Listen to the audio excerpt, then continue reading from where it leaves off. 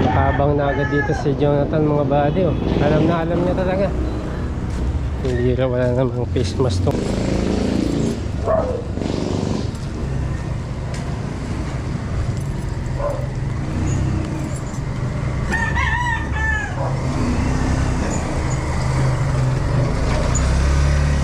Maambon na.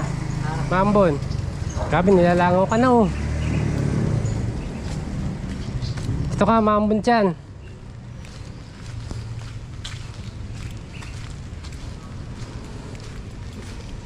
Dito ka, sa lilim.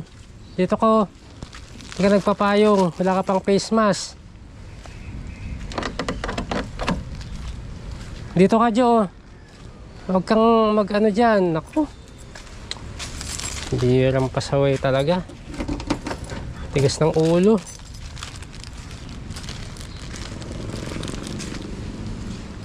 Face mask lang tayo mga buddy. Tayo kabsato, bigyan natin ng face mask. O, mag face mask ka muna.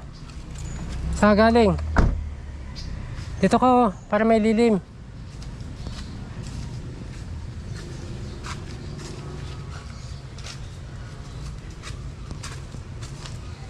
Diyan, diyan, sa may motor, oh. Oh. Saan galing? Ha? Sa lugar namin. Oh. Bahay namin doon. Ha?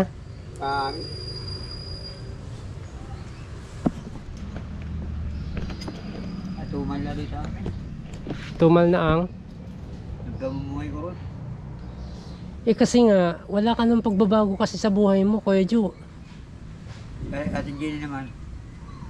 Misa-misa na ako binibigyan. Wala na talagang magbibigay sa'yo kasi gusto ka namin tulungan. Ang daming gustong tumulong sa'yo. Binaliwala mo lahat. Ano pa ba yung gusto mong tulong kasi? Ano?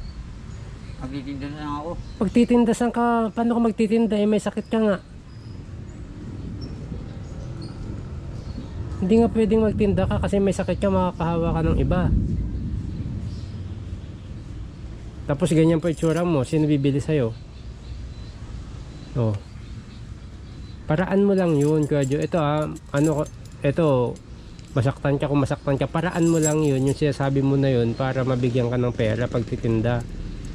Hindi mo naman kailangan magtinda eh. Binigyan ka ng tirahan, binigyan ka ng mga gamit, bibigyan ka ng pagkain. Willing kaming tulungan ka. Oh, ano pang hanapin mo? Isa lang hiling namin, mag-inom ka ng gamot, uminom ka ng gamot para gumaling ka. Oh, hindi mo naman ginawa, tapos ngayon sasabihin mo magtitinda ka. Oh, di ba? Tingnan mo, nilalangaw ka na. Mga sugat mo. Hindi ka pa rin nagpapalit ng damit. Short, napakatagal na yan, Kuya Jo. Ilang buwan na yan.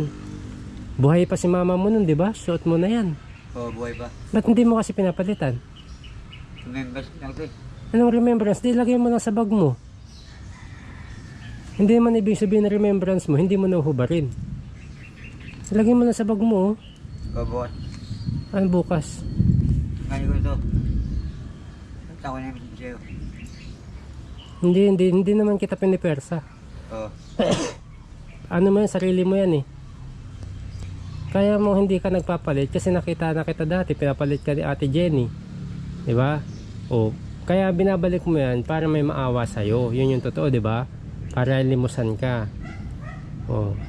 Eh, wala na nga nalilimos sa'yo. Wala nang naawa sa'yo kasi kilala ka nila, makulit ka. Lalo dyan sa inyo, kilala ka na dyan. E kung dapat, baguhin mo na lang yung sarili mo, maglinis ka. Baka marami pang matuwa sa'yo, tulungan ka. Hindi yung ginagawa mong nagmamakaawa ka, ginagawa mong kaawa-awa yung sarili mo para lang kaawaan ka, para tulungan ka. Ikilala ka na nga nila eh. Dapat ayusin mo yung sarili mo, maglinis ka o mas marami pang tutulong sa'yo pag ganun. Paano ka lalapitan o iba na yung amoy, hindi mo naamoy yung sarili mo. Naamoy ko rin. Oo. Imbis na may tutulong sa'yo, di ba? Ilalayuan ka nila, itataboy ka nila. Ngayon, dapat gawin mo, Kuya Jo, linisan mo yung sarili mo. O pag nakita nila dyan sa lugar nyo, ay nagbabago si Jonathan, tulungan natin, bigyan natin ng chance, pag-asa. O parang tutulong sa'yo. Tingnan mo, lumaki na naman yung paa mo. Tapos yung kamay mo sobrang liit na. Oh, tingnan mo. Umiimpis na, delikado na yan, Kuya Jo. Delikado ka dyan pag yan umimpis ng umimpis. Hindi ka pa nagsusuot palagi ng mask. Umulan, umaraw. Diba? Pag ikaw nagkasakit, diretso, alam mo na ibig ko sabihin. Diretso ka talaga.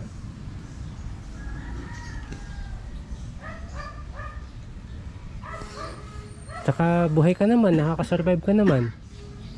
Diba? Oo. Kaya yan yung gusto mo, ganyan lang. Ha? Anong gusto mo? Ha?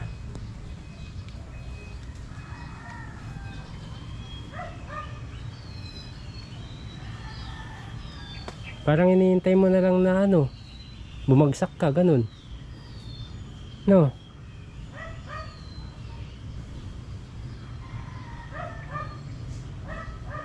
Ano naramdaman mo? May masakit sa'yo?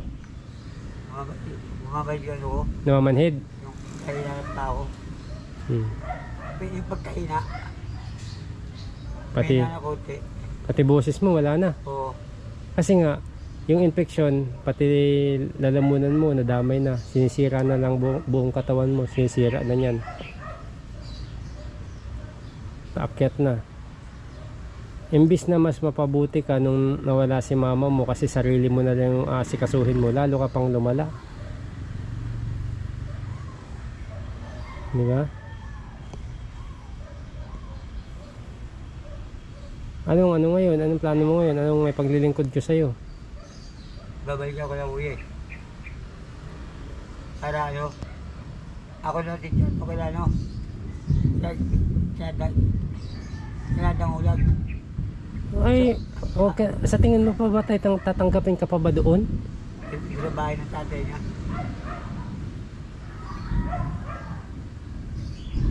Gusto mo doon sa binibigyan na bahay sa inyo dati? Oo. Bakit gusto mo na ngayon doon? Para tahimik. Para malayo ko dito. Kailan ka pupunta doon? Wala pang masahe. Pag binigyan ka ng pamasahe, di ka naman pupunta doon eh. Punta ako doon. Gagastos mo lang eh. Wala nga pang masahe. Ibag na nakot ako.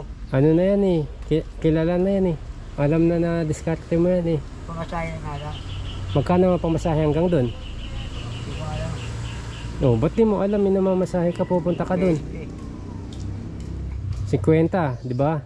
Abot na yon. Vibe. Pagkain, huwag ka nang kumain. Kung talagang gusto mo pumunta doon, Kuya Jo, huwag ka nang magsisinungaling. Kasi pwede mo naman sabihin, oh, kailangan ko ng pangkain, kailangan ko ng ganito. Huwag mo nang idadahilan yung mga ibang bagay. Pwede namang magsabi ka ng totoo eh, kilala ka na eh. Lalo mo yung pinapahirapan yung sitwasyon mo, mag-iisip ka pa ng mga i-alibay. Tsaka sa tingin mo, tatanggapin ka pa ba doon? Hindi ko nga alam. Oh, sa kabila ng ginawa mo. Anong gusto mong doon? Puntahan? Anong gusto mong sabihin? Babalik sana doon. Babalik ka? Trabaho muna ako sa kanila. Hindi ka na nga makakatrabaho. Ba't maglakad niya, hirap ka na eh. Walis ka doon. May sakit ka nga, makakahawa ka doon. Sa labas lang ako eh. Alangan naman hindi sila lumabas. Hindi ko napapasok sa loob ng bahay nila. Kahit sa labas lang ako.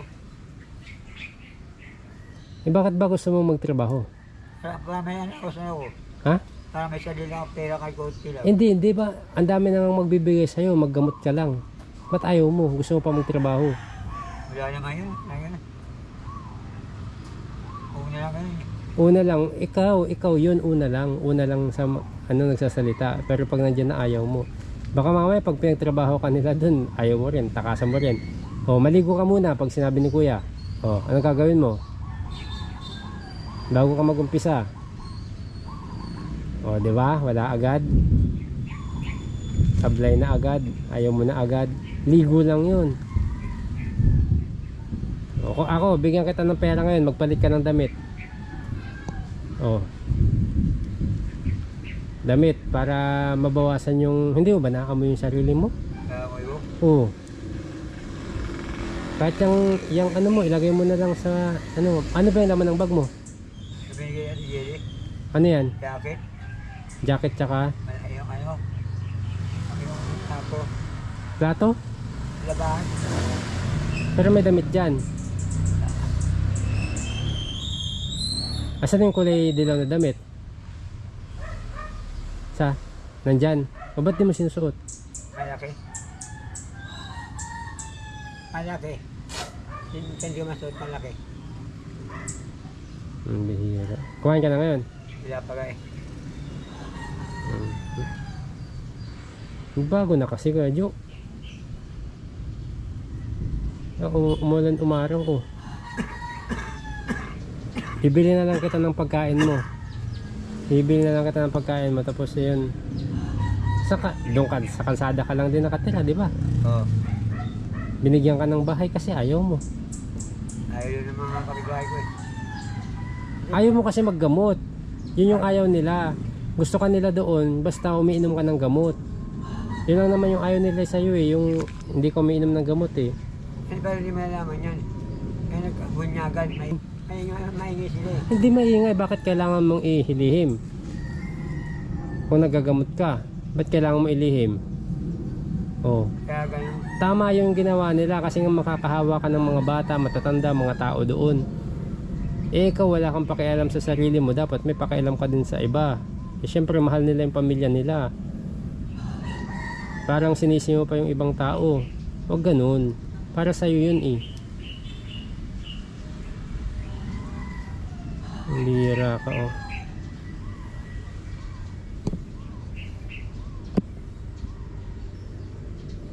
Sige at bilhin muna tayo ng pagkain mo para hindi ka na tumagal dito.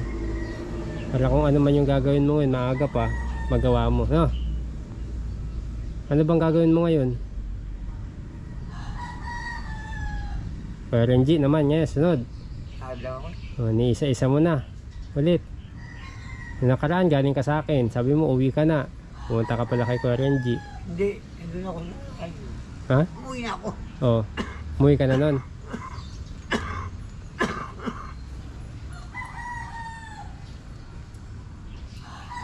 O siya, sige na mga buddy. At ano, mga buddy, bilang ko lang ng pagkain si Kuya Jonathan gawa ng wala rin naman kaming masyadong pag-uusapan mga buddy. Kilala naman natin yung ano ni Kuya Jonathan. Yun nga, gusto niya pumunta daw kila ka-business. Yun, ito yung alam nating paraan mga buddy, maliit na paraan. Pagbigay-bigay ng pagkain sa kanya, yun yung gagawin natin mga buddy para maibsan konti yung hirap niya. Kasi yan talagang gusto mo nahihirapan di ba? Ay gusto mo relax lang pala, ayaw mo nahihirapan, di ba? Yan eh. Nagkasakit nga ako. Nagkasakit ka nga, ayaw mo nga maggamot. Kompleto na, binigyan ka na ng gamot, binigyan ka na ng bahay, lahat. Bibigyan pa kita ng pera, di ba? Magkano yun? Magkano yun? Wala na. Dati yung sinasabi ko sa'yo. 13,000? Oo, 13,000 yun. Mga ako 30,000. Kung gusto mo pa 30,000 para sa'yo na nga. Di dapat ngayon, baka may magkano ka na ngayon. Paliligo lang, bibigyan kita 200. Maligo ka lang araw-araw, ayaw mo rin. Ano mangyayari sa'yo? Para sa sarili mo na yun. So yun mga buddy, alam kong paulit-ulit na lang to, pero talaga kailangan nating mga buddy, ipakita sa inyo si Kuya Jonathan na yan siya. Kasi pupunta siya dito sa bahay, hindi po ako yung pupunta sa kanila. Bili tayong pagkain mo, bawal pera ngayon. Bawal pera pagkain para sigurado na pagkain yung bibilin mo, no? Yun lang sa akin. At baka pag pumunta ka sa ibang vlogger, sabihin mo naman, hey, ganito lang yung binigay nung nakakotse. Alam ko lahat yun, napapanood ko yun. Sabi ko nga, iwasan mo yung paninira sa kapwa mo. Kasi yung mga sinisiraan mo, sila yung tumutulong sa'yo. Maliit man o malaki, magpasalamat ka sa mga bagay na binibigay sa'yo, no?